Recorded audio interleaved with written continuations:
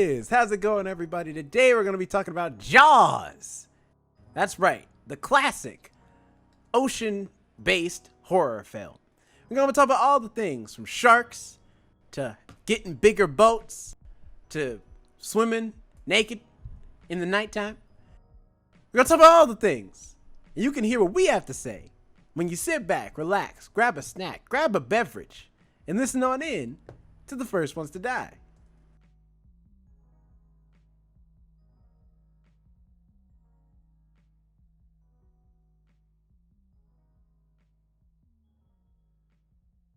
Hey everyone, welcome to the First Ones to Die podcast. We hope you're having a great day, month, year, etc., etc. I am one of your hosts, Jonathan. I'm here with my fellow co-hosts, Alex and Jerome. Alex, How you doing today? I'm Jerome, doing sorry, great. you look like you was about to start talking. I feel like we should do like a radio thing. It's like, welcome, like, I'm your host, John Bond, and here with the Jerman and Alex John Meister. Bond. And we are, I like how that's the name we were all stuck on. John Bond. The John Bond. You know, because you're sweet, like a Cinnabon. So, Aww. Oh, well, Al Pal, or whatever the hell Jerome said. I don't like any of that.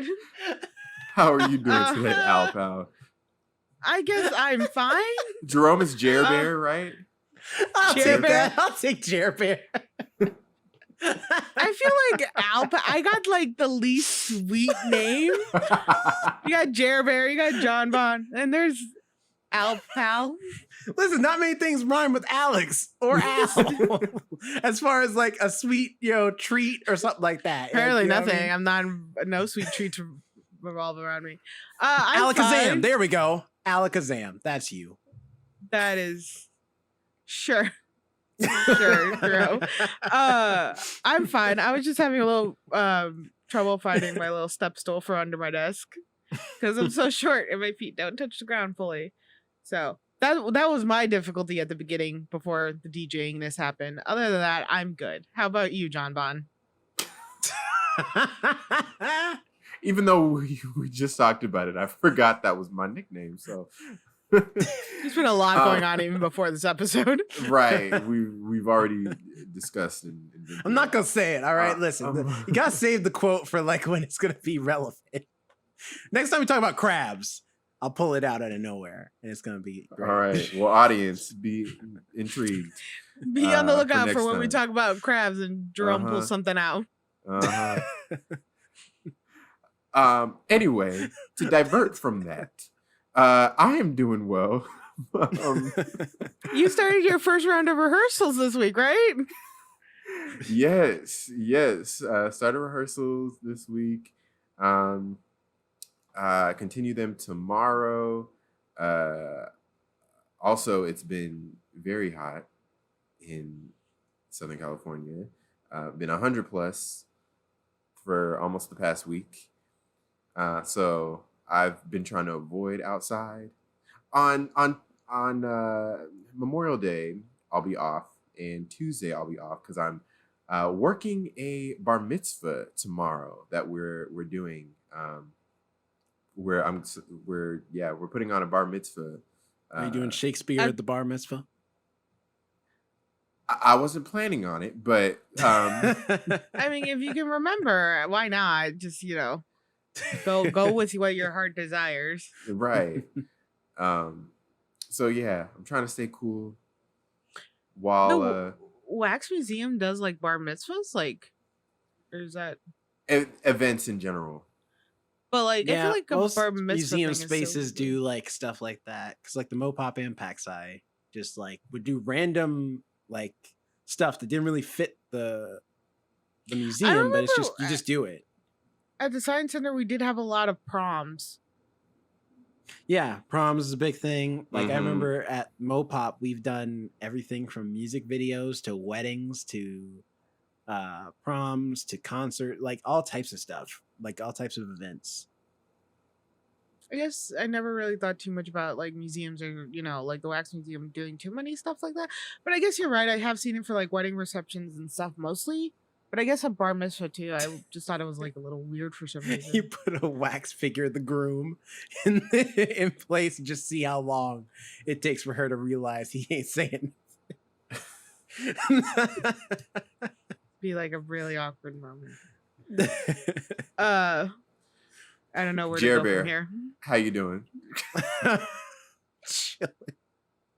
I'm good. I've been watching, but watching and reading Sandman.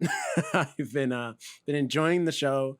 I just got into Dream Country and Sandman because I only ever really like got into like the first few issues of like the main like pitch of Sandman. Neil Gaiman Sandman, for those who don't know. But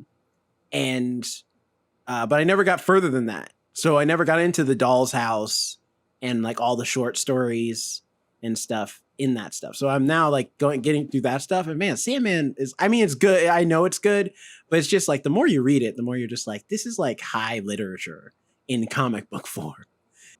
It's really cool, especially when Neil Gaiman throws in like characters from the DC, because like a lot of people don't know, the Sandman takes place in the DC universe. So he interacts with like Batman and stuff. Like he knows those people exist. Those people are in the same world as him. So it's interesting when like there's a issue where Dream runs into Mr. Miracle and Martian Manhunter. And they're just in the book for a little bit, and you're just like, oh yeah, okay. But it's the show's great. I think it's a really good adaptation of the book.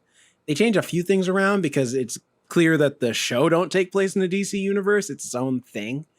But I think they don't make too many changes because the Sandman comics often kind of kept themselves pretty distant from the DC universe proper. So it's not that hard to kind of cut some of that stuff out and make your own stuff. But it's good. Unlike, however, at least from my opinion, I did also start watching Lord of the Rings, Rings of Power, that came out, and y'all need to get it together. I don't know what's going on. Y'all can't put this out when House of the Dragon's on. House of the Dragon is doing pretty darn good. It's redeeming Game of Thrones with every episode. And meanwhile, y'all are the OG fantasy property, and y'all are failing because the show is boring as hell. It's like, I don't care about anybody. They stepped up their advertising like insanely a lot. I opened up the Amazon app to look at something, to search for something, and immediately it was Ring of Power. I was like, oh, I've never had an advertising just trying to shop before like that. Dude, they've been heavy about advertising. You know how heavy it is? I literally opened up Photoshop and Illustrator on Adobe, and they now have made these like custom little sigils when the program's loading that's dedicated to Ring of Power. That Amazon paid for. So I'm like, they have been putting some money behind advertising this show. Well, guess what? I literally opened up my fridge today and I looked in my Brita filter, and inside the Brita filter was a small ring. And on that small ring, it said, watch, no. I'm about to say, where is he going with this? Because there's no way. Yeah, I was like, that I relates. I was like, how are you getting? But would you put it past on the him? Brita? I felt like I was gonna exchange my Brita, and inside the new one was like a Jack in the Box like kind of toy. It was for the Ring of Power. It's just, you know what it is? Here's the thing. I've only seen the first because they released the first 2 episodes. I've only seen the first one. I haven't watched the second one. But based off, at the time of this recording, but based off at least the first episode, I now understand why the marketing was so weird about not really explaining what the story is about. Because it feels like they don't have a story that it's about. It's just random. Like, it's like there's like these multiple characters that are introduced, but I'm like, I don't know who to root for. I don't know who these people are. And it's doing a terrible job introducing them to me because you have to share so much screen time because there's a lot of them. It's just, and they're spread so thin it's hard to get time with them. Now, granted, this is the first episode of the show, so maybe it'll get better over time. But for right now, I'm bored. Like, I don't care. And when I have House of the Dragon to watch on Sunday, I don't have to watch Lord of the Rings. I'm already getting my fantasy kick from that show. That's true. So I feel like I can wait for all Lord of the Rings to come out and just watch it all in one fell swoop and binge it, as opposed to like, oh man, it's Friday, gotta watch Lord of the Rings. And it's like, I got She-Hulk on Thursdays. I don't need this. That being said, though, House of Dragon's good. I'm liking House of Dragon so far. Can't wait to see how it ends. I still haven't watched that. I'm still a little like. If it makes you feel any better, there is no incestuous relationships right now. So I say right now because you never know. It is the Targaryen household. And I get it. It's, yeah. Actually, that does help a little bit. Everybody's just dating people they're not related to. That's there is a lot of brutality. How much it helps. Oh, I'm fine with brutality. There's a lot of brutality, and I think the main character and Matt Smith, like, they are related. They're both Targaryen characters, and there is some tension there, but it doesn't seem like romantic tension as much as just like they're playing games with each other in that like how Game of Thrones way. So I hope it doesn't turn into a romantic thing, but you never know with Game of Thrones. Anything's possible. At least there's Remember when we thought for sure, it's like, look at that nice little girl who's the Baratheon girl. There's no way they're going to kill her off. She's just a child. Cut to being burned alive at a freaking stake. It's just like, so let's talk about happier deaths. Jonathan, do your Let's intro. talk about happier things. Let's talk about these people getting eaten by sharks real quick. Spoiler alert, okay? So for a movie from the 80s? It's actually from the 70s. From the 70s. That's even worse. That proves my point even harder. So let Jonathan do his intro again. Do your second intro. You've probably seen the title of this episode as you clicked on it, or maybe you just did a shuffle, surprise me moment. I don't know if you could do that on podcasts. Anyway, I should start off by saying last week we did another round of trivia, which Al Pal did win. I do not like it, but go on. We gotta get shirts with just our names on. She did win, so now we're all tied up 2-2-2. And next trivia is gonna be on and popping. It's gonna be a match. But her movie that she decided to go with was Jaws, and I thought it was a very interesting choice because Jaws is currently in theaters once again in IMAX. Alex, what factored into your decision, and the fact that it's in theaters now, was that part of the decision as well? Absolutely not. I actually did not intend to win. I didn't really think I would win, and I didn't really have a movie pickup, but y'all kept shitting on Sharknado so much, so like sharks were in my head, so I was like, Jaws, and it's out too because it's Labor Day weekend. Jaws is perfect. That was it. That's literally what I came to in the moment. So I wasn't prepared, but y'all just kept bringing up Sharknado, and I was like, maybe I should just make them watch the first Sharknado. But I'm like, no, you guys were mean in the round of reviewing it, so let's do Jaws. You can't really be mean to Jaws. Jaws is a good film. Plus, it's, again, Labor Day weekend, so like perfect movie to watch. Well, I don't know. Before you go out into the water. Before you go into swimming in the water. Yeah, this movie takes place in July, but still, I see your point. Yes. Well, if you don't know the premise of Jaws, here is the IMDb description. When a killer shark unleashes chaos on a beach community off Cape Cod, it's up to a local sheriff, a marine biologist, and an old seafarer to hunt the beast down. Yes. Some of the stars of the film: Roy Scheider, Robert Shaw, Richard Dreyfuss, Lorraine Gary, and many, many more. I was going to say Gray, too. I'm right. I know, I was thinking Gray. Directed, of course, by Steven Spielberg, his breakout film. And it's all the way back.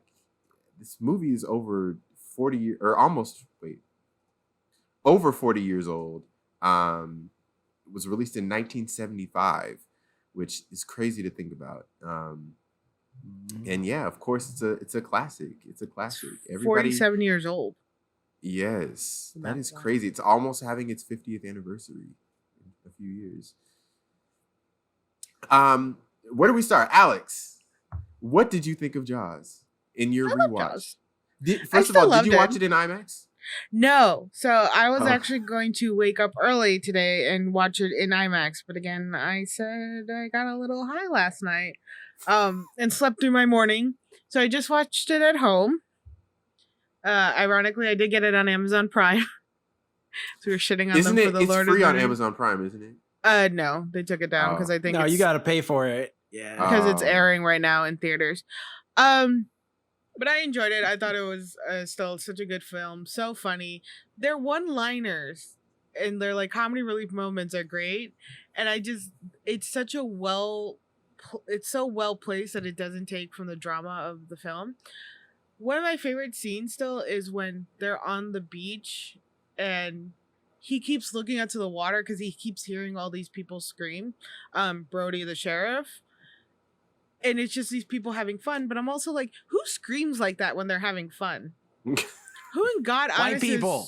is that White it? people do. Yes. They all Have just you scream- heard? Yeah, White it people was- at the pool is the noisiest thing you could possibly come in contact It's with like in the summer. blood curdling It don't make screams sense. coming out of them, and I can understand why the sheriff's constantly tense because even without the murderous shark, hearing people scream like that all the time just to find out they're being playful is like Jesus. That I can see why his blood pressure's high. Mhm. And then finally, when there is a shark, the way they zoom in so cracked to his face, it's like it is. Yeah, the vertigo shot. It's Yeah. a legendary shot. It and is a beautiful and shot. Really cool. Yeah. So Bill Butler, man, great director of photography. Mhm. yeah. So Jaws is still one of my favorite films, and I just enjoyed him. Plus sharks, even though this one greatly misrepresents sharks, I still like seeing Does a it? shark. I mean, It- sharks can leave- be cool. I feel like that was the a shark thing. alone, and the I'm shark just leaves saying, you alone. Sharks, I've- almost all animals, it's the same thing with wolves. Wolves can be nice and docile and sweet, but wolves can also be like killers if they want Sharks to be. will But did only they show the eat- nice side of? Let's be real. Did they show the nice side of Jaws in this movie? No. No, sharks. Also, I love how the only shark's eat when they name wanna is eat. Jaws. Not the fact that he just has Jaws, which is what the name of the movie is based on. No, the shark's name is Jaws. He is Jaws. Yeah, I He's feel like Jaws. isn't that in like the cultural lore? Isn't that what his name is? Jaws. Yeah, Well, then how the hell do you explain Jaws 2 and 3 and like, it's still the where same Jaws shark. didn't come back? Just coming. He's a zombie. He just came back to life. Yes. I actually haven't seen Jaws 2 and 3, so I don't know what happened. I'm just saying, listen, you're the You type should of watch person, them. Alex, you're going to end up just like Tiger King, okay? He thought for sure them tigers was his friend. And now he's got limbless friends right now because the tigers proved it's like, nah, I could be cool and cute. He But allowed just know his I can friends also to rip go your and damn touch. arm off. I'm not telling people go play with sharks. I say they can be fine. They're usually very predatory creatures where they only hunt to eat, and that's fine. Leave them alone. They leave you alone. I am not encouraging anybody, although I do want to go swim with the sharks. And there's Also, we're one talking place to the in person who wants California. to die by bear hug, so that's... So bear's different than a shark. There's this place in Florida that lets you free swim to sharks, and I would love to do that. like without the cage. Yeah. You just hold on to they like put out basically this rope. You And hold you- on to the. You have a Jonathan's there's face says it all. there's like a rope and you just kind of sink down with it. So you're all just holding onto this rope and they throw a chum in the water and you get to see sharks appear out of from the darkness, I guess. They, As you're they holding onto the season rope. you before you become the appetizer. You know, they want to make sure you taste right. Like a kebab but on a string because you're all just hanging from it. So the shark can like nibble, get piece by piece.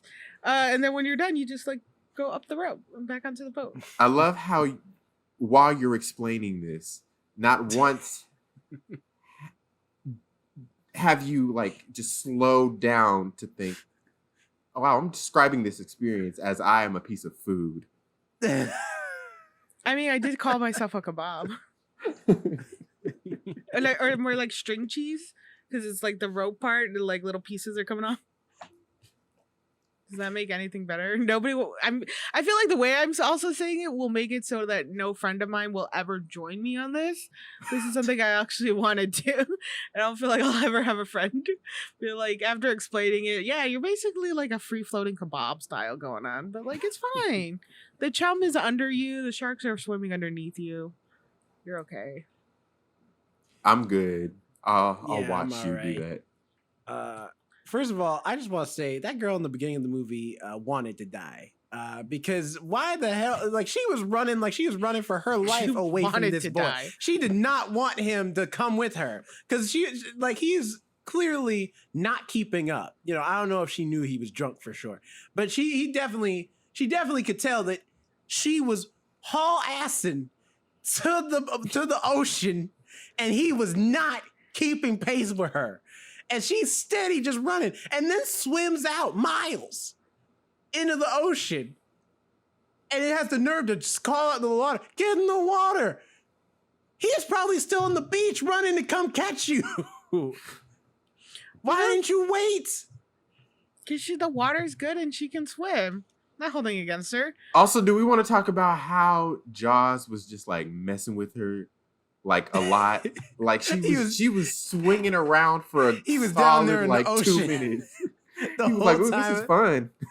That's why I saw that scene. I was just thinking he's just down there ocean like, out here looking like a whole snack. And I need a piece. It's just eats this girl's legs. Good Lord. Didn't the actual actress actually get really like pretty injured from that? Because I think she did. wasn't that you, she Jonathan? did. You had mentioned last week about how there was a lot of issues that happened, flaws. Yeah, that's the nickname of the production. or Yeah, whatever. that there were so many issues, and I remember them being like right off the bat, yeah, like the way it clamped onto her, like one of the mechanics actually ended up pinching her side or piercing her actually. So she Ooh. actually got pretty injured from that, like fake jaw. They had a lot of problems with the mechanics of Jaws. Mhm. I think it ended up hurting quite a few people because it would just like snap without warning, or it would delay snap or something of that nature. Especially when you're in the water where there probably weren't too many people underwater at the time that they were filming, so they had to it's probably harder to release somebody underwater versus like if they were on dry land. In That's fact, true. Bill Butler, I remember when I was in film school, I did a whole report on Bill Butler, and Jaws was, in it because it's one of his biggest films, and he had to make new camera equipment or new apparatuses for the camera so that he could get those shots underwater and stuff. So it's like you're dealing with a movie where they were making a lot of new technology, trying out a lot of things. Nothing was really set in stone, so it was bound to have like a series of accidents. Hell, the shark barely worked that they made. They had 3 of them, and they just like all of 3 of them like were a pain in the ass to film with, according to reports. One like people fell were to the there. bottom of the ocean or whatever. Yeah, Mhm. one's there. Mhm. That must be sad for other sharks to see sometimes. I know. Actually, it's too cold for sharks to swim to the bottom of the ocean because it's cold down there. They like a little bit of warmer temperatures. That's why they're so much closer to the surface. That Shark makes fun sense. fact of the day. Also, just shout out to Steven Spielberg because, this was his, it wasn't his directorial debut, but it was like his first big film that he worked on or that he directed. And he was only like 28 when he directed this movie, which is crazy to think about. Mhm. Really, only 28? That's so impressive. Yeah, because it came out. The only in, one I could think of younger was, I think John Singleton was like 23 when he made Boys in the Hood, or 23 or 24, something like that. Wow. So I think he's the only other youngest person I can think of who like directed a movie that was super successful. Yeah, which I can't think of too many movies nowadays where someone that young is like a studio is putting trust in them to create that movie. The closest I could think of is Damien Chazelle. When La he La made Land. Whiplash, he That's was what- like, I think Oh, yeah, in Whiplash. his 20s, like late 20s. I think he was if he had not was about to turn 30, he was like a year or 2 shy from That 30. was what I was thinking too. Well, I was thinking of La La Land. and those two Yeah. movies were Because Whiplash was close like together. his big breakout film. I've never heard of Whiplash. It's the drum movie. It's the one where J.K. Miles Simmons Teller. throws a chair at Miles Teller's head. I have no idea what skills. you're talking about, but I kind of want to see that. You got to put Whiplash on the Wetcher review. Comment below if you want to see a Whiplash review. Yes. Is It's it- good, dang it. So it's about the high school band? No, college or kind of college, like a concert band though, like a jazz concert band, not a regular. Oh, concert. okay. Because when you said drumming, I was like thinking of like the drummers from band. Anyway, so Jaws. Jonathan, what was your initial thoughts about rewatching Jaws? I don't know where I'm going with anything anymore. I watched it today in IMAX, and just getting to it's weird, but watching a movie that was originally made decades ago, you can tell they do whatever they can to make it look, still have that same 1970s feel about it, but they retouch it and do all that stuff to it. But I remember back in the days when I used to go to a movie and it was like on film or whatever, and you would see those spots come up on the screen. Mhm. And I was thinking midway through the movie, like, this movie doesn't have those spots. I'm sure if I watched it back in 1975, it would have those spots. So that just stood out to me. But other than that, I really enjoyed watching it. The audience that I was in clapped at the end. I did not clap because not that I have the anything. director wasn't there, so that's probably the part of it. Who knows? We're in LA. The director, you That's never know. actually true. I thought of. I didn't think about that fact of your location. There There might have been there. It could have been who was hiding. working on Jaws. It's true. But not because like I'm totally averse. I know there are people who are like, people who clap at the end of movies are the worst people on the planet. I'm not one of those people who judge people who clap. I don't at the think end they're of the movies. worst. It I just doesn't make judge. sense. I judge. It just I doesn't make a absolutely whole lot of judge. sense. I think you're ridiculous if you do that. Don't do that. It's just a like movie the theater. worst is when they clap during the movie for nothing that's that important. Like Like a reference comes out of nowhere. They're like, oh yeah, I Yeah. know that reference. Uh-huh. Don't do that. I'm the only trying to time watch I a thought movie. it was somewhat appropriate was Battleship. Because in Battleship, there's a scene where like their battleship gets sunk, and they're like the only The one with like, we still- Rihanna. Yeah, where they're like, we got to fight these aliens, but we don't have any more battleships. And then all these old dudes who are actual Navy, actual Navy personnel, they actually served in the military, are like, don't worry, young man, we got you. And then they just cut to this old ass battleship with all these older Navy, actual like Navy veterans on the ship, because they know how it works. And the whole theater, because I watched it opening day, the whole theater clapped, and I was like, okay, that's fair. They served our country. I guess you can give them Okay, the applause, even though I'm they're not here. That's more the so- only time. More so judging you, Jerome, to what are you doing on opening night at Battleship? It's more like my dad dragged me to go see Battleship opening night because he really wanted to see Battleship. He was really Mhm. into it. Mm-hmm. It's a bad movie. It's really So Jonathan, okay, we're gonna move past that. Jonathan, you didn't clap. Good for you. But I did enjoy the movie. And Someone say crap. And I don't even know. watching it as an adult, I feel like I appreciated the performances a lot more. One line that stuck out to me just very randomly when the two guys who we first see trying to capture Jaws, they put the roast in the water, and the guy says, hey, we better catch him. That's my wife's holiday roast. It's the 4th of July, or it's almost the 4th of July.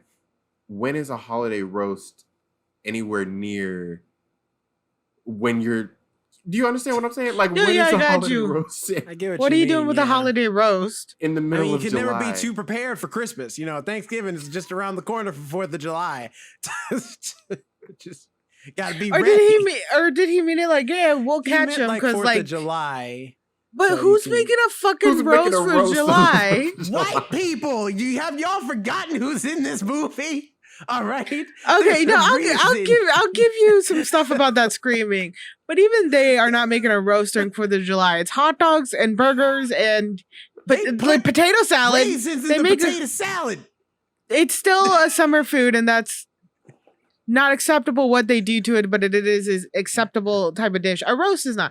Maybe he meant it like he asked his wife to make a holiday roast, her best roast, and that's what they used. Because it's like, of course, we're gonna catch him. It's my wife's holiday roast. Like, we have to, like, there's no better tasting food. Maybe that's what he was saying. But like, also, Or maybe the meat has nothing to do with it. Maybe on 4th of July, they just start roasting people. And he's just saying, you know, we got to be careful. We don't want to get eaten by the shark because I want to be there for this event. I've been waiting to talk some smack about the mayor. I don't think in 1975 the word roast was used as it is It today. actually was. They were doing comedy roast back in the 60s. really, Yeah. that's a fun fact. Like back during like Sinatra and stuff time, they used to do roast. You know, back then it was like, it was like kind of, well, probably wasn't called roast. It was like the man of the hour type thing.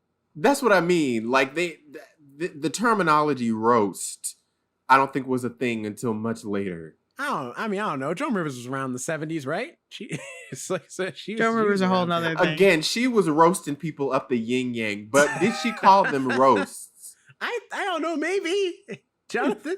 Yeah, look it up while you finish sharing your thoughts. Okay. Yeah, that's pretty much it. I enjoyed the movie. I had a fun ride. Yeah, it was a lot of fun watching it on the big screen for the first time on the big screen. I've never seen it in theaters. I never thought of it. Yeah, none of us have actually had the chance to see it in theaters till now. I still want to. I think I'm probably still gonna go watch it in theaters when I have a moment, because I think it'd be cool, and I want to see it in 3D. Although the film, it's interesting to see films in 3D when they were never meant to be seen in 3D. Mm-hmm. Oh yeah, they're showing it in 3D too. Yeah, it's interesting how they remake it, because I did that with, wow, what is that Jack Skellington movie? Oh, Nightmare Before Christmas. Yeah, the most famous one, Nightmare Before Christmas. I saw it in 3D, and it just felt a little bit off when watching it in 3D, because there were parts, where they pushed out and everything, and it was like fine, but then it was just like, oh, I forgot it was in 3D.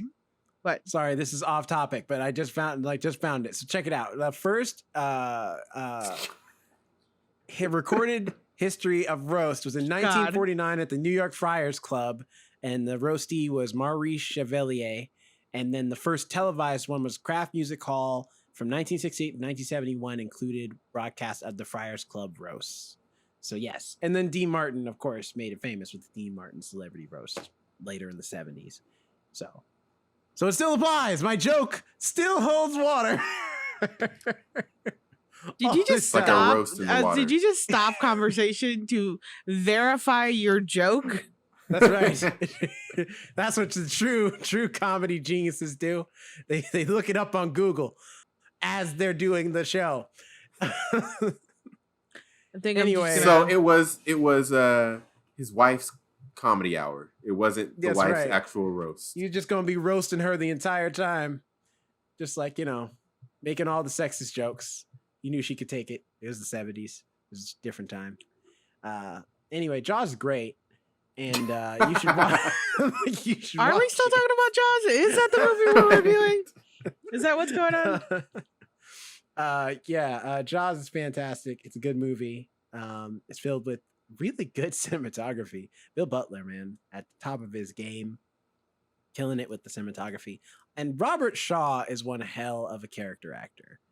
Like, he just brings that character, like the second, although cut your nails, like the fact that, because I mean, it's not done well in the like audio of the movie, but the implication is that his nails are so thick that he could scratch them on the chalkboard and a whole room of people get quiet. So that tells me you need to take yourself on down to the nearest manicure / pedicure place and get you fixed up, my guy, because that is messed up. Although he has the best line, that's my favorite line in Jaws. Even though it's so simple, he's like, I'll catch him for 3, but I'll kill him for 10. And I was just like, man, that's good. It's just the way he says it, the way he delivers it. He's just so like, I got him, but I'm gonna let him go. Mhm. I'm gonna show you him and then be like, be free. So funny if he caught him for 3,000 the second he gets the money. Okay, no, what are you doing? I told you I'd kill him. I'd capture him for 3. You wanted him dead. You should have paid me the other 7. Anyway, he was like the most perfect person for that role. I can't think of anyone else who would be able to do that role because it was a perfect combination of like mysterious, but also you have these layers underneath you, but also like, okay, you're doing things that are a little like you're questionable, but also it's like, oh, these are interesting tactics that you're using to capture the shark. But then it's also like, you know, when he gets killed, it's like, oh, I could see how that happened, but also like You're feel also kind for of him. a drunk. Yeah. yeah. It was interesting, Although- the trio they had that went on to go like shark hunting. Like, yes, let's go get a salty sea dog, a sheriff, and then a Scientist. scientist, who none of them have really experience in shark hunting. Because one's, I think, a whaling ship or just a normal fisherman ship. Another one's a steady person. Another one's, you know, a cop. Let's put them all on a boat in the middle anywhere. Quint, he probably has hunted a few sharks, probably. Just nothing like this dangerous. He's probably gotten like other shark stuff. It's still like yeah, but then you add on these 2 other guys that like one guy even refuses to go into the water anymore. Brody. Although I will say that scene, that scene when the lady who's mourning her son shows up and she smacks Brody, she's like, this is your fault, and then after she's gone, the mayor Vaughn, he's all like, she didn't mean that. I'm like, I know she didn't, because it's your fault. Like, I'm not taking responsibility for this. I did not do anything wrong. I told you to shut the beach down, and you coming up the beach talking about something. Well, it's a summer town. We need 4th of July. Yeah, well, his summer ass just got 8. So now what? Also, it was a shark. What is he gonna do? Arrest the shark? Also, she should have. No, just close the beach and then hunt it down. He's not going to come out with handcuffs, Law and Order, Ocean Edition, and just put him in cuffs. If she was told, because in the scene she says, "I just found out that you knew." So who told her, and why didn't they tell her that the mayor? Yeah, and why didn't they tell her that the mayor also knew, so she could slap the mayor too? Like, why didn't she? The mayor was right there. Why didn't she slap him? I assume in her mind it's like you're a cop, so you can, if you tell people not what to do, they'll do it. But at the same time, I'm like, you know, Of course, he doesn't have the that mayor's much. my boss. Well, Yeah. like, I don't have that much power. That's Maybe she was insane. afraid of getting like kicked out the city if she slapped the mayor. But I also feel like that's a lot to ask from a sheriff. Yeah, I wanted you to close down the beaches, make sure nobody went on the beach. Also, go hunt down a shark, because that's clearly within your pay grade. And ensure all aquatic life is safe to be swum around this beach. And then that would have been fine. That's a little out of your pay grade. I think he hunted the shark though, because he's like, there's nothing else happening in this city. All right, there's no murders. People don't steal things. We don't have a Law and Order show based around our town because not enough of that crime happens. The only thing interesting is this shark. So I'm gonna go out there and I'm gonna kill the shark. Maybe get a suntan.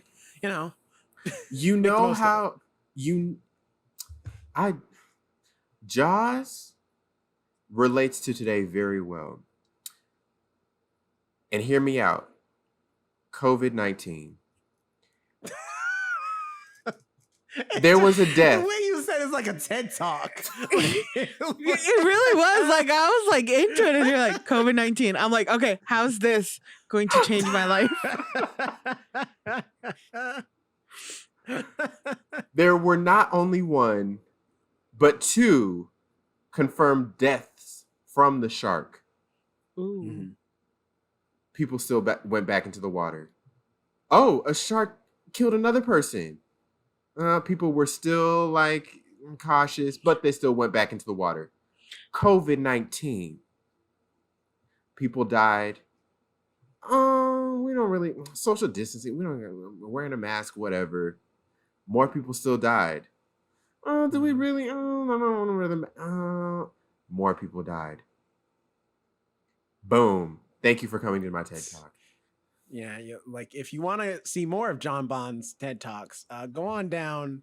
Oh, my to credibility First is Ones to ruined Die. now. I don't know. I've seen some of the people that give TED Talks.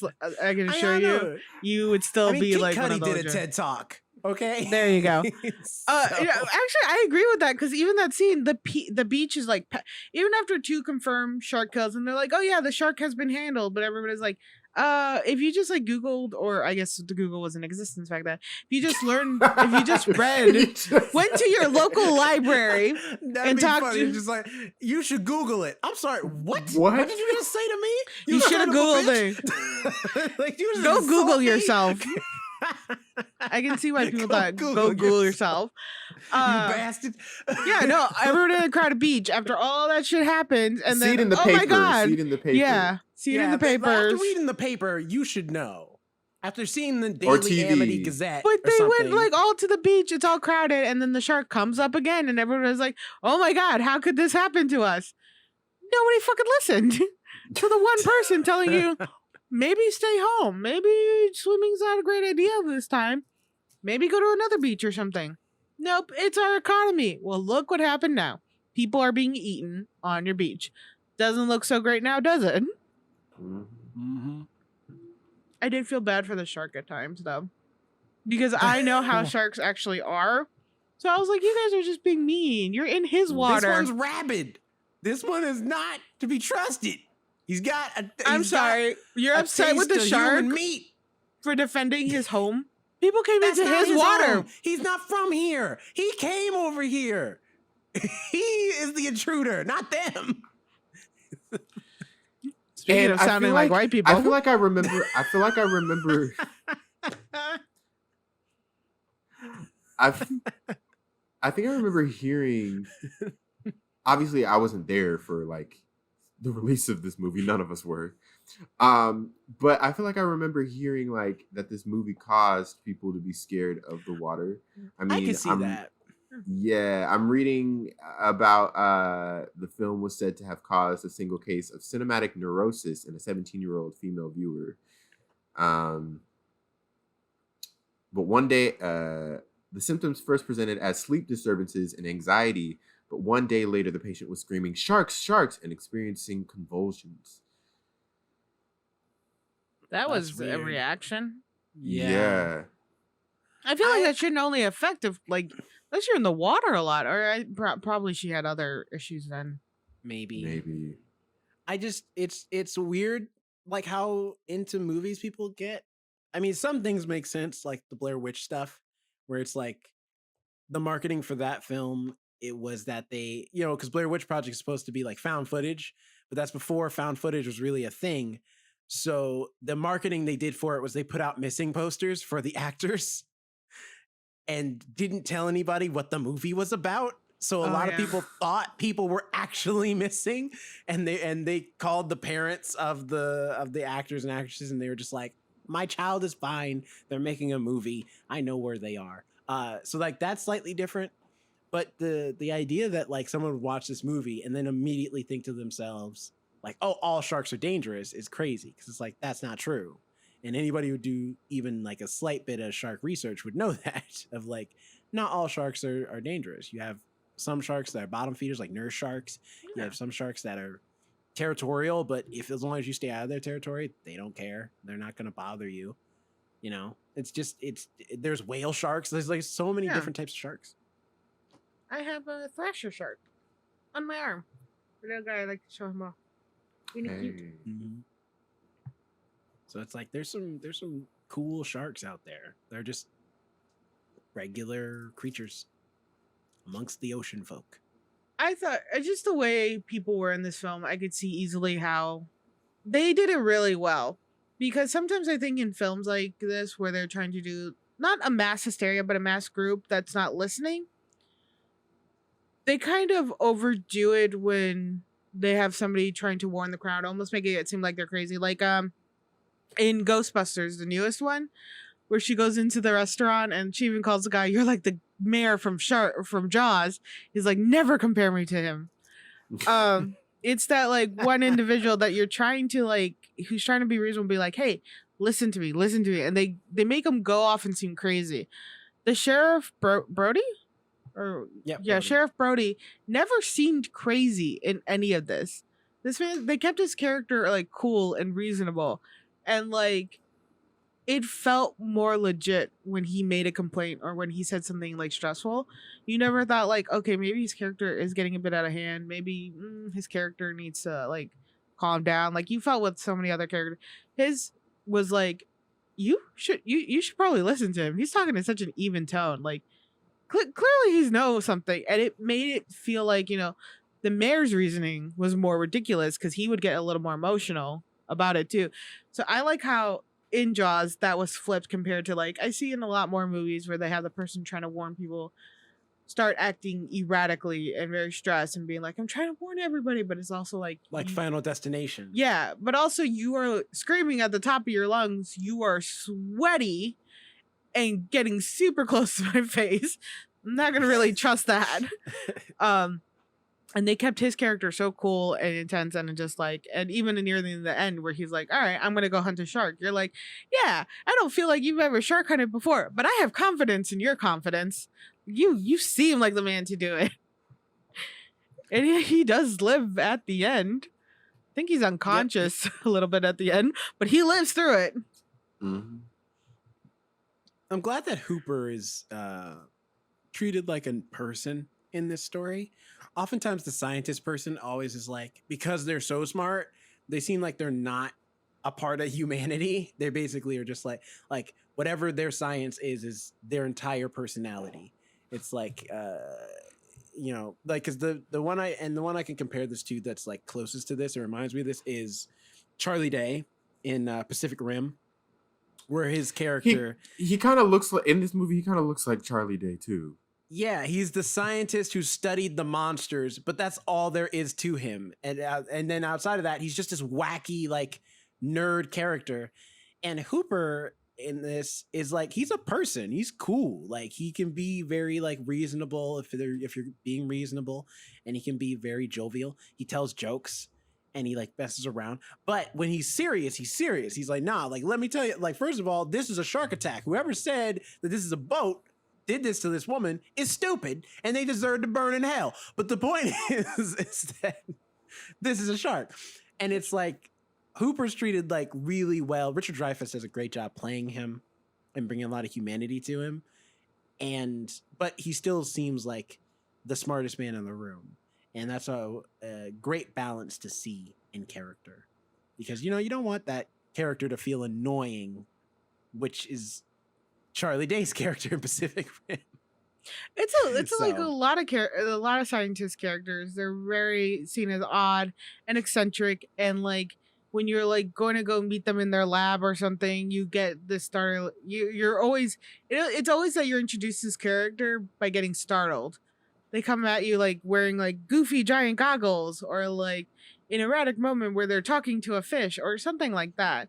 He presents himself in a very professional manner. Like, I've met a couple scientists in my life, and they act more like him, where they're like, "Hello, I'm a human being. This is what I'm studying. But also, you know, I have a family, I have a life, I have pastimes, and all these other things." So I will agree with you. I think they did a lot of good to these characters. They never belittled any character. They didn't have a lot of characters standing on stereotype or on this whole, you know, theory that like, oh, you have to really focus, just this is the character, that's all they are. One of my favorite scenes is when they're all drunk together on the boat sharing stories. And it seems like it would be just a fun time to be around. Mm-hmm. Like having drinks, sharing stories, and they're like showing their scars. There's a scene where Hooper and the sea dog, what was his character's name? Quint, where like their legs were tangled while they were showing each other scars. They're like, "Look at this one." They're like, "No, look at this one." Mm-hmm. It's just like a funny moment. And a lot of films also like this where they're, going to hunt the big bad or something like that. There is a heavy sense of like like toxic masculinity where they're trying to prove like, oh, I am the strongest. Oh, I am the strongest. But here it seems like three silly friends just trying to tell each other stories of their scars and being stupid. And there's no heavy of like, this is me being a man. It's more just like, we're hunting down the shark because we need to hunt down the shark, which is also very refreshing when you think about it. Because again, when you're hunting the big old bad, they do try to push that like, oh, I'm the strongest, I'm the biggest man, I'm going to do it. It's just like, nope, somebody needs to do it. We have to do it. The shark needs to go down, which again, I am very against. But that is still one of my favorite scenes because I think it's just a nice, like, calm scene right before, it's the calm before the storm, before everything happens. And I think it's nice that they got to have this moment together before one of them is eaten alive and the other two are badly bruised and have to paddleboard back to shore. I mean, Clint was doomed from the beginning because he's clearly based off of like Instinct. No, Ahab from Moby Dick. Of just this like old seafarer who's like he was born by the sea and damn it he's gonna die in the sea. Like that's where he belongs. That means he's based off of instinct too. There you go. Mm. He was born to die, but aren't we all? That wasn't. I was trying to go for something better, but that More came poetic? out really. I don't know. Yeah. It came out also sad. I'm so sorry. But he I really like the character work in this. Roy Scheider too. He's fantastic as Brody. He brings a lot of sympathy to him because you don't get to learn a lot about Brody outside of the fact that he's a cop from New York who's now here. He's kind of a fish out of water type thing because he's been sheriff here, but he still isn't from here, so he doesn't understand it. The same way like afraid of the water. Grew up there do. Yeah, he's afraid of the water. So it's like we get enough small things from him to get a sense of who he is, and then it's like through his actions we get to learn how honorable he is, how reasonable he is. Like even after his son nearly dies from the shark attack, he doesn't yell at Vaughn or anything. He's just like, look, it's over, all right, but you know what, that's okay because you still have a chance to do the right thing. Sign this paper so that we can get this man to help me find this shark. Like, come on, like playtime's over. And he's very just like reasonable about it. He's not angry, or at least if he is angry, he's not like outwardly like bursting angry or yelling or anything, which is something that could have easily fit in that scene. But he plays it a lot more measured, and I think Roy Scheider just has that gravitas to him where he can kind of just command the room, even though he's not being loud or being I think that's why when you see them like go to, how it's really going to end, because back in the 70s it was pretty, I mean, there's always a plot line for films. There's always a pretty steady plot line you can follow. But it gives you more encouragement, or it makes you believe more that yes, this shark will be hunted and found and stuff because of his measured appearance when he's talking to Vaughn nearing the end. He's just like, yeah, sign it. We're going to go. We're going to take care of it. And you really believe it because you're just like, yeah, he's cool. He's collected. He can clearly think about things without like freaking out. Because everybody's just freaking out with the sharks. And he's the only one that's like, well, let's go hunt the shark. No, we need to open the beach. All right, open the beach. People die. Now we should really just go hunt this shark. And like, oh, okay. Yeah, probably. Yeah, that's a good point about, kind of the formula of the movie, because you do kind of know that they are going to end up capturing and most likely killing the shark at the end because of the way the characters are approached in the movie. You have the character Brody, who, like you guys mentioned, is like calm, cool, collected. There's nothing really dislikable about the three people aboard the boat.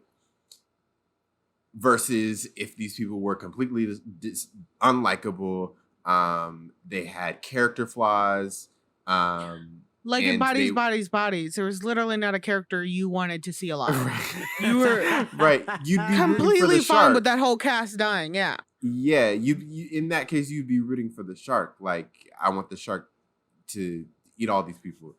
But because it just seems like the shark is on a random rampage, the shark ate a kid. At that point, after the kid, people would be like, okay, the shark gotta go. He wants an appetizer. And then Yeah. he's hoping for the main course to come in later when they have more people swimming. Mm-hmm. The only thing that could have got people chasing the shark down harder was if he the ate shark a dog. ate like a pet or something. Like a dog or something. If there was a dog eating. The second he ate the dog, everyone would just be like, damn it, this shark needs to be stopped. There is no I more. mean, I don't want to agree, but I agree. I will say I am surprised that they kept Hooper alive.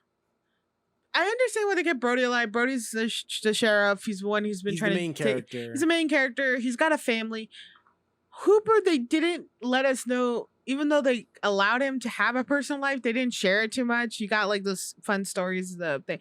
But like, I actually would have predicted his character dying off because you didn't get to have that time to get attached to him and all that stuff. And he seemed like, but he's the one that technically ends up killing. No. Is it? No, it's Brody who shoots the tank. I know it's Brody who puts the tank in his mouth, but it's also him that shoots it with Quint's gun. Yeah. Yeah. So Hooper didn't really do much. Well, Hooper, paddled them back. Yeah, he paddled them back. And also he drove the boat. Sometimes. Not all the time. Sometimes. Yeah, but he messed up more often because he has some butterfingers. Anytime like he was in the water, he dropped something that was crucial to the mission. Like when he dropped the tooth, when he dropped the flashlight, when he dropped the spear that they were supposed to stab him with. Like, he has some butterfingers. Oh yeah, damn it, you're Jonathan, right. Looking I'm a at the scientist, end, not a wide receiver. I can't keep it in my hand. I have been watching far too much Star Trek recently. I'm glad you got that reference, Alex. I appreciate that. I'm sorry. You didn't think I would understand that reference? Growing up, my mom used to call me Spock. And then I remember, I was like, oh yeah. And then I was like, I'm watching it as an adult. I'm like, I feel like that's a little bit of an insult. But as I'm older, I turned into Bones. I like my friends, and those are the only people I'm willing to tolerate. Thinking of things getting shot, those kids deserve to be shot. We are in the middle of a damn crisis. Y'all out here playing jokes with sharks, and then on top of that, their little joke made it so that all the boats that were on patrol to find the shark were away from the one place the damn shark was. You cost lives. But that those boats weren't gonna do nothing anyway. Yeah. Maybe not, but at least like maybe we'll never know because they were never in position. Thanks to these two kids. And Where they are their almost got parents? shot, mind you. Because remember, the guns were already pointed. The guns were drawn. If they had stayed underwater for They a would have little gotten bit longer, speared. that's worse. At least shot, they probably would have died instantly. Speared, they would have felt the pain. They would have suffered in the water.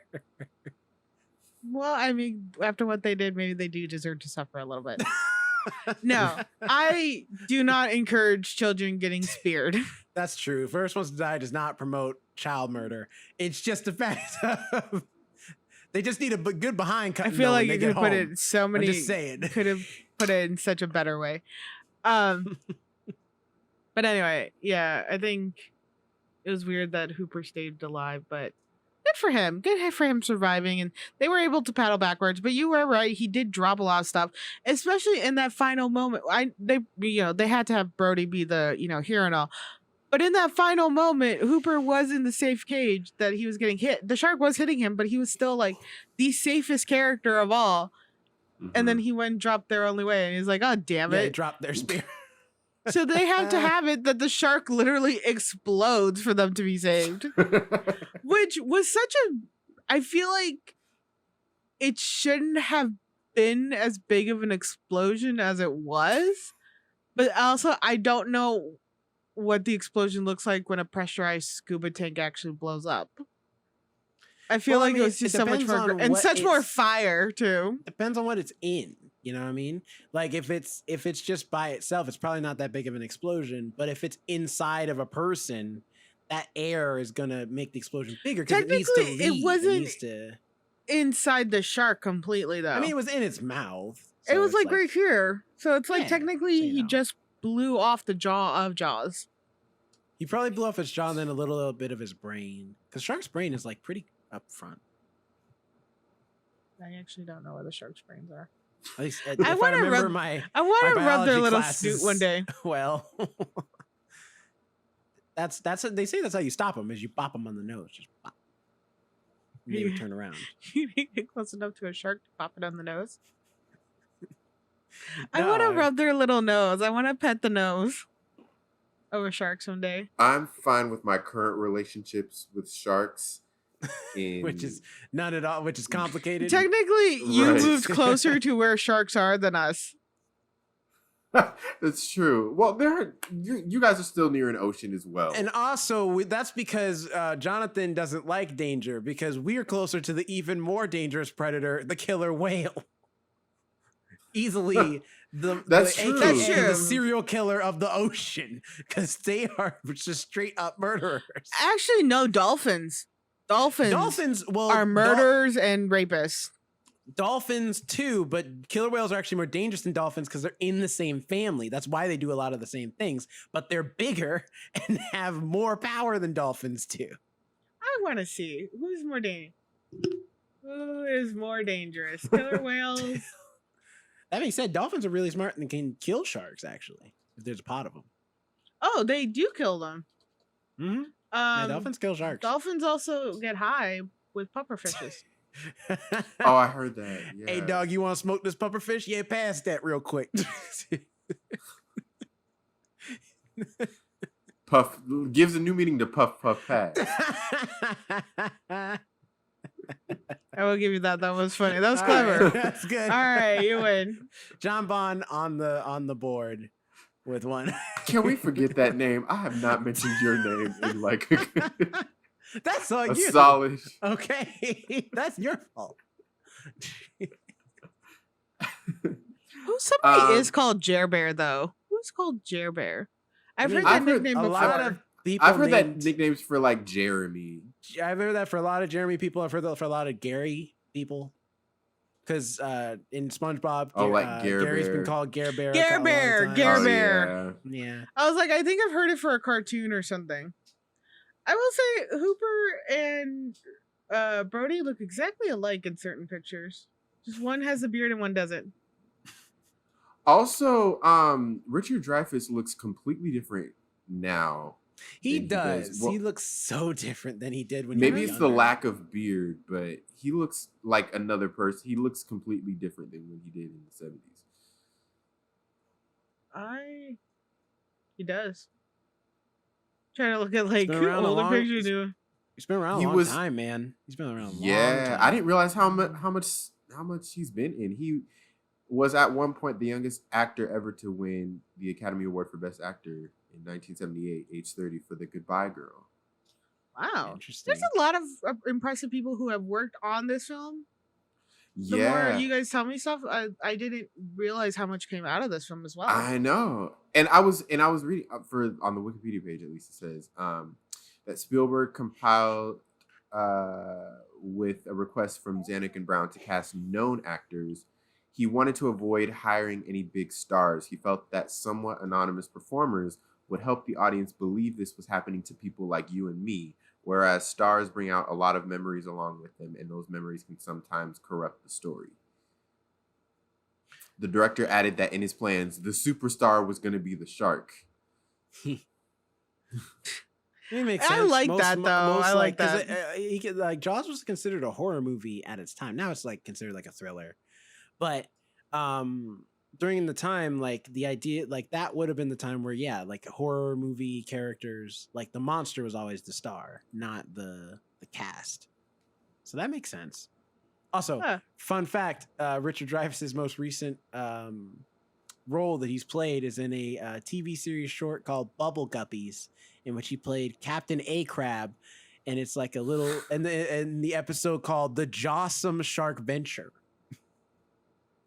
At least he knows what he's Full doing, and he circle. leans right Right, into he's it. playing into it. He's like, I know what's going on. I'm doing the guppies. Made it full circle. Yeah, it is Uh, spelled Jawsome like Jaws, some Shark Adventure. I say So it's in reference to awesome Jaws. sauce a lot, and apparently that's a very old like saying, and I I didn't say realize awesome that. possum sometimes.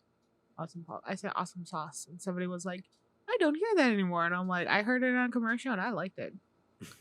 Fun fact: there aren't a lot of Jaws in Jaws. The shark doesn't fully appear in a shot until 1 hour and 20 minutes into the 2-hour film. Yep. The reason it isn't shown is because the mechanical shark was built rarely worked during filming. So Yep. Spielberg had to create inventive ways not to show the shark. I was thinking about that, and it makes sense, but I think it actually adds to it, It because adds to the horror, especially with that Yeah. scene, which it's an accidental scene, but it's that scene when Brody's throwing chum in the water and the shark pops up, and that's the first time you see it, and it pops up Right, out the water, and it scares the hell out and of that's the But- and that's the famous you're gonna need a bigger boat. Right, but that was an accidental scene because the shark wasn't supposed to pop up then. It just happened to do That's that. true. So it actually scared Roy Scheider. He was like, what the hell is that? And then they, but the only part that's actually the real improv of it is from that angle when he stands up and says, we're going to need a bigger boat. That's, they, for continuity's sake, they cut it together. He walks backwards because people think, I think a lot of how people remember the scene is that the shark pops up and he's like, oh, we're gonna need a bigger boat. He actually walks backwards on the boat into the little area to where like Hooper's messing with something, and Hooper's like, what's going on, what's with your face? And he's like, we're gonna need a bigger boat. So the scene's actually much longer than I think people remember sometimes, and there's much more to it. And yeah, And I he forget says that. the line again a couple minutes later. He does. He actually says it twice. Mm-hmm. And I think the So- second time is when he's closer to the water. So I think people just cut those two scenes together. Mm-hmm. It's, I love that improv because I love that it's just like the shark because I love stuff like that. My other favorite one of an accidental scare is Die Hard, when Hans Gruber is being held up by Bruce Willis, or is about to shoot Bruce Willis with the gun at the end, and then he falls, and you see that look of like just straight up shock in his face. It's because they were supposed to do a countdown for the actor whose name I can't remember right now, to give him like a 3 count of like a 1, 2, 3, and then drop him. They dropped him at 2. So his look of shock is legit because he's actually falling, and it scared the hell out of him that they dropped him. And I'm like, that's great. I mean, they knew he'd be fine, so that's why they did it, but still. It's I love those when you find out, you're like, oh yeah, that was a really good reaction. And then you learn like, oh no, that actually happened and we just kept it in because we thought it would look better. Side note, Richard Dreyfuss was Mr. Centipede in James and the Giant Peach. I did not know that. I did not know that either. That's cool. I still haven't seen James and the Giant Peach. Oh, we gotta add that on the maybe retro review list. Right, I was about to say. I like how there's certain movies I say I just haven't seen as a kid, and like a lot of friends are like, what? Why? You need to watch it now. Go watch it now. And I'm like, is it going to be as prevalent as it was when you watched it in childhood to me as an adult? And I've gotten that a yes for the Robin Hood one, the where they're foxes. I say Cartoon Chicken Oh, the Run Disney 2. one. Chicken Run is Chicken Run. It's gonna yeah. change your life. Maybe we'll watch that when Chicken Run 2 comes out next year. It's 'Cause- never coming out. Or is it supposed to come out in 2024? The I movie know. don't exist. Okay, there's only one. They're Chicken making Run. a Chicken Run 2. You can't recreate the magic, John Bond. All right, Chicken it's Run done. 2. The king- Oh no! I actually. Oops. No, Jonathan's been attacked by a shark. Jonathan's dead. Oh no, his name killed him. I feel like in the back of my mind, I have seen Chicken Run. I have. I just don't recall it. I don't. They're like the Play-Doh. I mean, they are made of clay. Yeah, it's from the same people who made Wendell and Gromit. Jonathan, you remember how you said Wallace and Gromit. Well, thank you. I'm sorry. I don't know where Wendell came from. Damn, Jonathan corrected you on a movie. Wendell is I don't know, maybe Wendell and Gromit is like the bootleg version that was made by another company. Jonathan, you mentioned how we just call the Jaws. Uh-huh. So I'm looking at like little facts here. Steven Spielberg took inspiration for Jaws from his legal counsel. The director nicknamed the shark Bruce after his lawyer Bruce Rammer, who represented other celebrities like George Clooney. So technically, the shark was named Bruce. They say that at Universal too. When you go on the studio tour, they're like, "Hey, it's Bruce." I wonder how that lawyer felt. Like, oh, it's so funny. Spielberg's I'm named after calling this killer shark.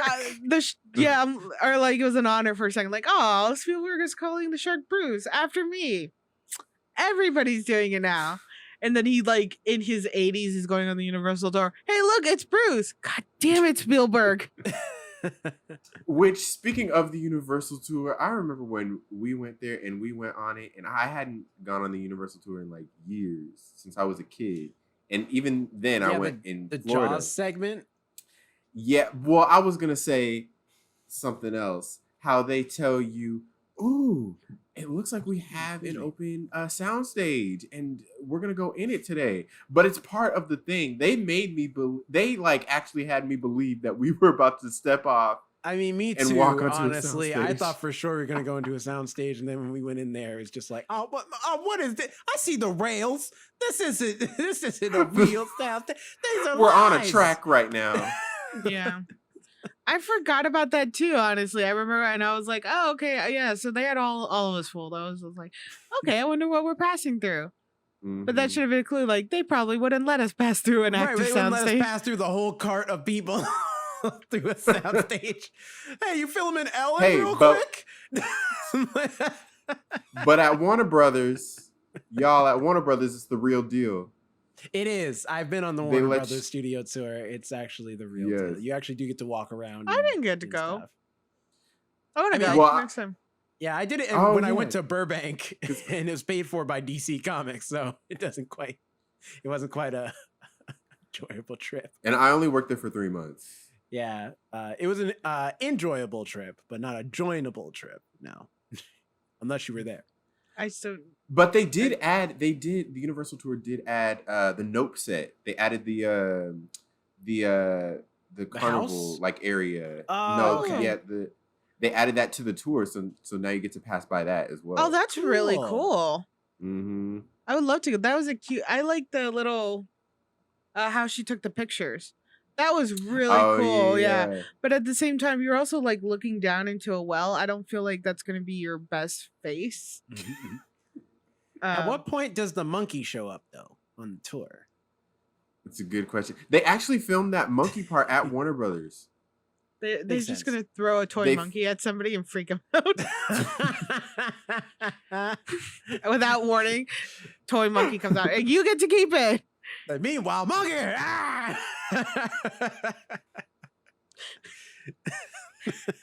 Did you know Jaws is also rated PG? Yeah, well, that's because PG-13 didn't exist at that time. Oh, yeah, that's right. Back in the day, there was only the ratings that existed were G, PG-13, R, and X. X was you mean PG, not PG-13, or PG. Thank you. Which is why a lot of movies that would be considered PG-13 today are still rated PG because no one's ever changed them. Like Titanic, for example, where you have a topless woman in that movie, it's rated PG. I didn't know. Also in this movie too. Technically, yeah. Like Homegirl is totally nude, and it's like even though it's dark, you can still see. 5 minutes, yeah. But also, PG-13 was only created after Spielberg's next film, Indiana Jones and the Temple of Doom. That's when they changed it, where maybe it may be a little too intense for this. The movie poster originally read, "May be too intense for younger children." I could see how somebody getting whipped around by a shark could be a little intense for young children.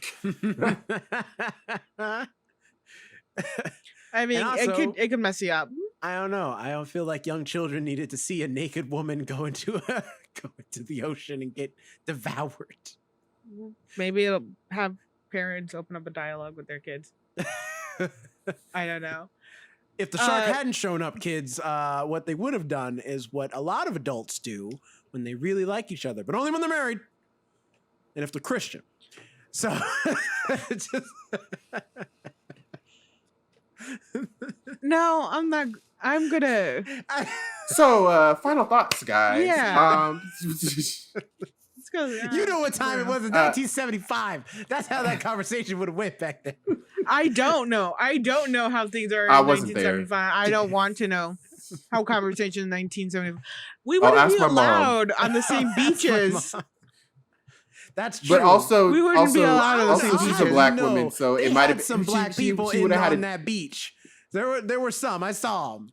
They just Right. weren't main characters. That's all. They weren't important I enough. can guarantee you, my mom, if the Jaws cinematic universe was real, if it was in real life, I can guarantee you, my mom would have said, I'm not. I wasn't a part of that. First of No. all, that movie would never star black people because back in the 70s, the Jerry curl was in full effect. So they were not getting in the water because they'll be damned if they messed their hair up that day. They weren't getting in anyway. They was gonna be like, so they were safe just off of the hair grease alone. But also, I just thought about this. Do you think anybody would be daring enough to remake this movie? No. No. Hasn't there been a Jaws musical? I think so. I Oh, feel yeah, like it's there Bruce, has. right? There's Bruce. We just talked about this. Oh yeah, Made- that's right. Like based around the making of Jaws. Wait a minute. Oh, We yeah. forgot the nickname of the shark. When last week we talked about Bruce. Yeah. His name's I didn't Bruce. forget. I just didn't bring it up. Why did you mention it? Because it's not important. It's important. Things are important. Other Little things are important. Yeah, I don't know. It'd be called The Jaws. It'd have a CG shark. I feel like they could make a movie. Like maybe they could turn that musical into a movie Oh, that could be about the neat. making of. Yeah, like they can make a Yeah. movie about the making of Jaws, but I don't think they could do a direct recreation of it or even a sequel. Well, there are sequels I that was are about to say there are that sequels and exist, they but- I would Man. love it to be a musical. They should make a Jaws musical and just make it very like over Stars the all top, like Queen music. yeah, And then it's it's just very the, dramatic. it's the shark singing, "Don't stop me now, I'm chomping up a good time." Just, he's eating You know, people. Jonathan, you give that Chomping look, up but a I good- would like honestly, I would watch that movie, that play. So I'd be the first one there. Like y'all Chomping made up a jokes, good but I would be there time. for Queen and Jaws. Hell yeah! I'm having a Sounds like a- ball. the crossover you never expected. No. It's a hold on. crossover we need. Chomping up a good time. She's about to get mauled. There we go. It writes itself. You know what, Jonathan? We'll work together. We'll write it together. Alex, what are your final thoughts? Oh, why are you bringing me into this? As I said, I've always enjoyed Jaws. I like Jaws. I like how the characters don't play into the stereotypic style that is usually given to them, like the dumb scientist or the scientist with no like social skills, or the over emotional sheriff. I really like how they have their own individuality, and then the salty sea dog is exactly like the salty sea dog. He goes out the way he was supposed to. But either way, I think this film is good. Like the way it's filmed is very unique too. Because you get these like close-up shots and these moments where you're able to almost, even though the character may not be expressing a lot of emotion, you can feel it when the camera zooms into them. It's like you're the anxiety coming to hit them in the face in a way. And even though there were so many errors with this movie, the way they handled the shark that they actually got on film was amazing. And the mistakes that were made or the technical failures that still occurred, they used it in such a good way for this film that if you just watch it not knowing how badly things were, you would have never noticed. Like the scene with the "We Need a Bigger Boat" was done so perfectly well, and the actors being so professional and handling all the situations.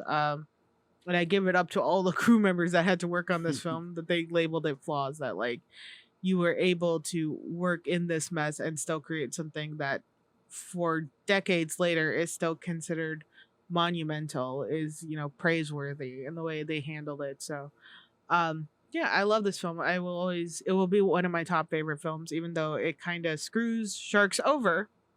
They're not those type of evil creatures.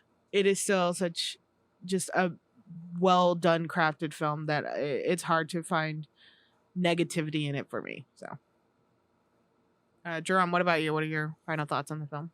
Oh man, this movie's awesome.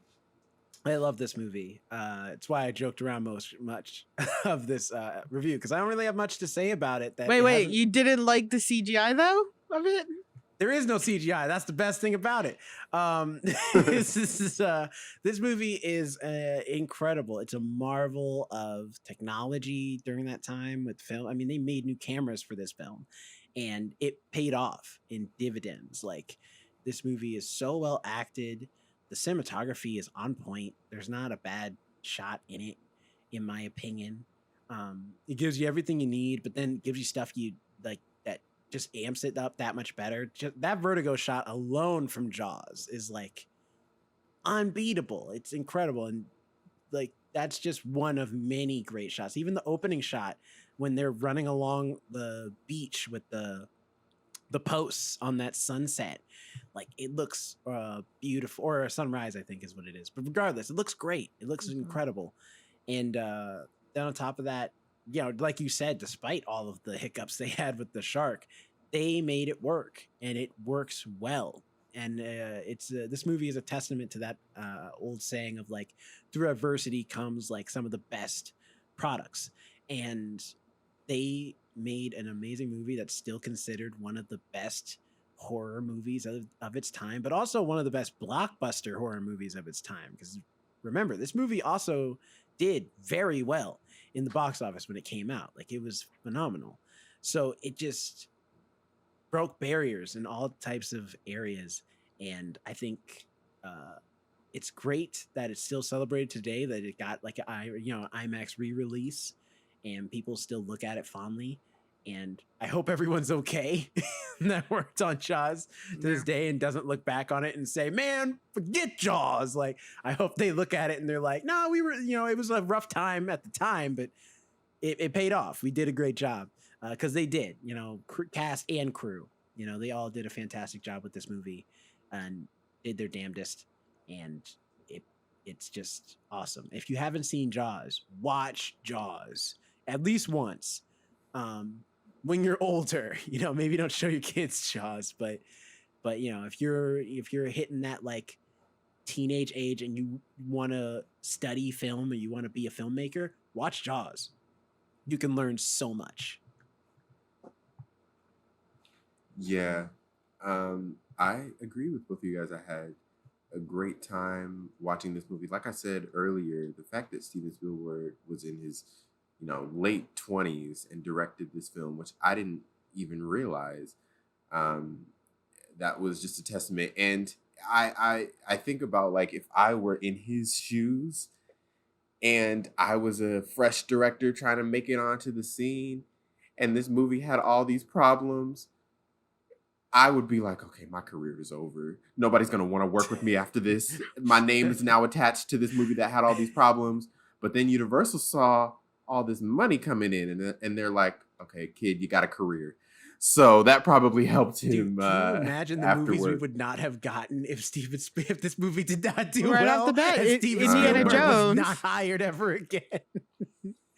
No Jurassic Park. It would have been a travesty. No Indiana Jones. Well, how Jurassic Park is now, what it's led to, I think I would have been fine with that. That's not Steven's fault. But he's not attached to those movies. It's led to it. It is the origin story. Continue, Jonathan. But yeah, so that definitely popped into my mind, and I'm glad that we did get many more Steven Spielberg project after that. Not to mention The Color Purple as well, which is being made into a musical, releasing next year. Yeah. Jaws. I really enjoyed it. Watching it in IMAX was definitely a different experience, and there were a lot of people in the theater as well. So a lot of people definitely excited to see this movie, maybe in theaters for the first time, like I did. or just watch it again and relive. Back in the day, there were some salt and peppers and some gray heads in the theater. So I imagine they were reliving the time when they first saw it in theaters. Nostalgic. Which is probably a lot of fun for them. The acting was great. Shout out to the kids in the movie too, because they did great. They did a great job acting too. That one scene where the younger kid is crying his head off. I don't know what they did to make him cry, but he was believable in that scene. That scene when they're at the dinner table and he's mimicking his dad. And it's like, there's no dialogue. Adorable. There's no dialogue. It's just a cute scene with a dad and a son, and you don't even need to no one needs to say anything for you to get what's happening and like how that warms his heart after a long, hard day where he's just like, man, look at my son. It shows that his son just wants to be like him in every way. Yeah. Now I'm kind of interested to watch that documentary on the making of it. I will say after this review, I will now still be thinking about how thick his nails are to be able to scratch his own chalkboard. I never thought about that before. That was never in my head till Jerome said something. So I will be walking away with that as being the most impactful thing as of right now, is how thick is his nails that he can do that and how long. Yeah. So anyway, socials. Audience, tell us what you thought. Have you seen Jaws? Are you going to rewatch it now that's an IMAX? Well, by the time this comes out, it'll probably be the last day you can see it in IMAX, but Well, I just looked it up and it's still, at least here, it's still playing through at least Thursday, September 8th. So okay, so cool. So yeah, are you going to see it in IMAX if you haven't seen it in theaters before? Tell us down below what you think on YouTube. Spotify doesn't have a comment section, nor does Apple or Google Podcasts. So unfortunately, sorry. But you know what that means? You just got to go on over to the YouTube channel and rewatch this whole thing, but with our beautiful faces. Or there's also Instagram if you don't want to look at us. Smile at the end.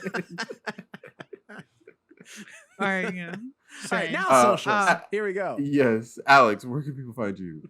You can find me at Alex and Nobody on Instagram, like I said, or on TikTok, where I post little videos of me and Cheddar. Although I'm mainly on the podcast, the First Ones to Die TikTok, where I post little clips of what's going on, our funniest moments, and things that we are possibly reviewing soon. What about you, Jonathan? Where are we finding you? Yes, you can find me on Twitter, Instagram, Jonathan Keys, wherever you please. I totally messed that up. But you can also find us at The First Ones to Die on Twitter, Instagram, Facebook, YouTube. You can email us thefirstones2die@gmail.com. We'd love to hear your comments, your feedback, whatever you want to tell us. If you just need someone to talk to, then email us there. We'd love to hear you. And whatever podcast platform you're listening to us on, if you're listening to us on Spotify, or whatever podcast platform, then go ahead and give us a review, those 5 stars. That would really help us a lot. And if you're watching us on YouTube, then go ahead and give us a thumbs up and go ahead and comment. Let us know if you watched Jaws, if you saw it in IMAX, and we'd love to chat. Jerome, where can people find you? You can find me at Not Jerome Red on Instagram, as well as at RoboZoo Media and at Jerome_the_show to see other things I'm working on. And think of the YouTube channel for those who want to know what you can find up there. You can find video versions of all of our podcasts, book reviews, mini reviews, vlogs, gaming videos, all types of stuff. In fact, right now I'm working on the first cut of our Stray stream that we did on Twitch, which, speaking of which, we also have a Twitch channel as well. We're going to start playing some more games up there. So be on the lookout on our social medias for the next time we're going to be playing games. We're playing Stray, but who knows what else we might do later in the year. That'll be up on Twitch as well. So be on the lookout for that as well. So got a lot of stuff to look at. Yes. It's going to be a fun year. Or the year's in the summer. Fun last of the year. Second half of the year, yeah. Last quarter of the year. We still got, 4 months? Yeah, last 2 quarters of the year. That's right. Yeah. Good Lord. Well, we'll see you all next week. I don't think we have yet confirmed what we're talking We were about next week. barely like agreeing that this was gonna be Jaws, so like we'll figure something out. We got it. We get there. Look, It'll just be tune good, in whatever we talk on about. Monday next week, and we gonna have something. I Yes. promise. Yes. All right. We'll see y'all next week. Bye. Bye. Bye.